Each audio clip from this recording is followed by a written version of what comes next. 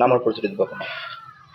মোৰ নাম অনুৰূপা ৰায়, বাড়ি কালডবা আগমনী কালডবা পাৰদোৱান। মোৰ স্বামী লেট কাৰ্তিক চন্দ্ৰ ৰায়। আপোনাৰ মাটিত যে বেদখল কৰি যে বিদ্যালয়খন নিৰ্মাণ কৰিছে এই ক্ষেত্ৰত কি ক'ব? মানে মাটিখিনি মোৰে হয়।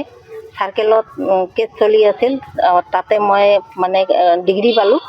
তাৰপিছত চাৰ্কেল অফিচাৰে আহিলে যোৱা 22/7 আহি কেনে চাৰ্কেল অফিচাৰক সোমাব নিদিলে, গতিয়ালে। তাৰপিছত সোমালোঁ জোৰ জবস্তি কৰি। হৰেণ ৰায়ে নাটক ৰচিলে, মাটিত শুই দিলে, চকু মুদিলে। তাৰপিছত তাৰ পত্নী মীনা ৰাণী ৰায় মোক খুব বেয়া ভাষাৰে গালাগালি কৰে, আৰু ৰঙিলা ৰায় নামৰ এজনী মাইকী আছিল, সিও গালি পাৰিলে। কিন্তু ভূমাফিয়া বুলি যে কৈছে বকুল ঘোষ, বাবলু ঘোষ, আনোৱাৰ হুছেইন, এখেত আচলতে মোৰ ভাগিনৰ বন্ধু হয়। সেইকাৰণে মই ভাগিন বুলি মানো, আৰু ময়ে ৰিকুৱেষ্ট কৰিছোঁ সেইদিনাখন আহিবলৈ। আৰু ইহঁতে মোক মানে হেল্প কৰি আছে। এই কাৰণে ইহঁতক মানে ভূমাফিয়া বুলি কৈছে। আচলতে ভূমাফিয়া ইহঁত নহয়, DKR স্কুলে যে স্কুলখন তুলিছে মোৰ মাটিত, আৰু হৰেণ ৰায় মোৰ ভাচুৰ হয়, তেখেতে যে মাটিখন দখল কৰি আছে, আচলতে ভূমাফিয়া ইহঁত দুজনে। যেতিয়া চক্ৰী বিষয়া কাৰ্যালয় আপোনালোকে যে কেছৰ অনুমতি চক্ৰী বিষয়া কাৰ্যালয়ৰ অফিচাৰ এজন আহিলে, তেতিয়া সোমাব নিদিলে, আৰু নিজে নিজে আপুনি কি ক'ব? এইটো নাটক ৰচনা কৰিছে। কোনে কৰিলে নাটক ৰচনা? হৰেণ ৰায়। কাৰণটো কি হ'ব পাৰে? কাৰণটো মানে মাটিখিনি যায়, মাটিখিনি মোক দিব, মোৰ মাটি মোক দিব। তাৰমানে তাৰ লোভ, অতি লোভ। সি মানে মাটিখিনি তাৰ আত্মসাৎ কৰিব লাগে, এই কাৰণে তাৰ মানে এটা নাটক ৰচনা কৰিলে। আপুনি আপোনাৰ ভাগিনক আপুনি মাতিছিলে, আপোনাক সহায় কৰিব বাবে দালাল ৰূপী সজালে, এই ক্ষেত্ৰত আপুনি বিভাগীয় কৰ্তৃপক্ষক কি জনাব? হেমন্ত শৰ্মা কি জনাব? দালাল আচলতে কোন? দালাল আচলতে হৰেণ চন্দ্ৰ ৰায়, আৰু DKR স্কুলৰ মাষ্টৰজন হয়। কি নাম আছিলে? নাজানো। ৰমেন মণ্ডল। কি নাম? ৰমেন মণ্ডল। ইও জড়িত আছে নেকি? আছে, কাৰণ এই মোৰে মাটিত মোক নজনাকৈ স্কুল তুলিছে। আপোনাৰ মাটি আপোনাৰ পাৰ্মিশ্যন লোৱা নাই? কোনো পাৰ্মিশ্যন লোৱা নাই। মই টাউন কমিটিতো গৈছোঁ, টাউন কমিটিও গৈছিল তেখেতসকলক মানে বাধা কৰিবলৈ। তাৰপিছত কি হ'ল নাজানো, আৰু ৰাতাৰাতিৰ ভিতৰতে ঘৰটো তুলি দিলে, স্কুল ঘৰটো। কিন্তু মোক আজিলৈকে জনোৱাই নাই।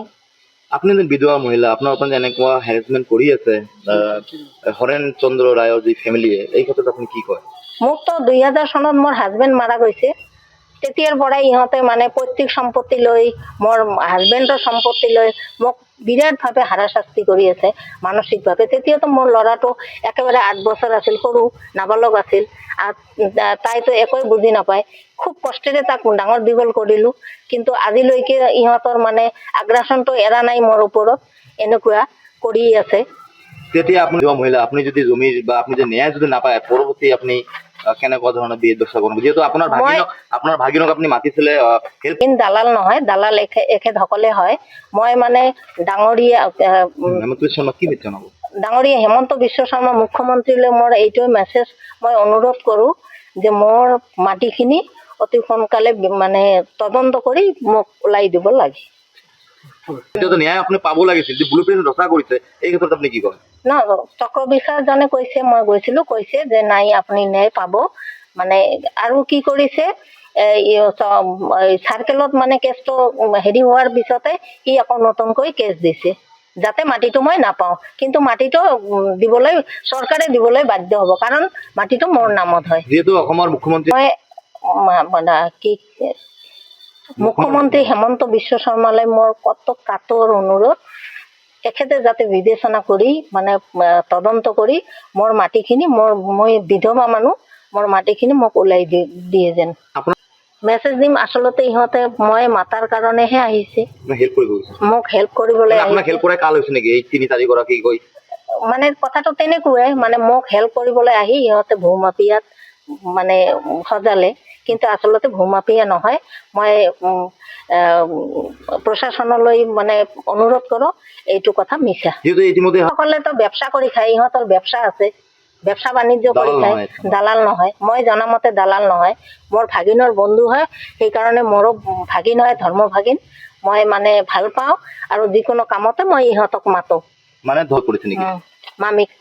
মামিক হেল্প কৰিবলৈ। হয়। যিকোনো খবৰৰ বাবে যোগাযোগ কৰক আমাৰ এই নম্বৰত 9181 307 2221।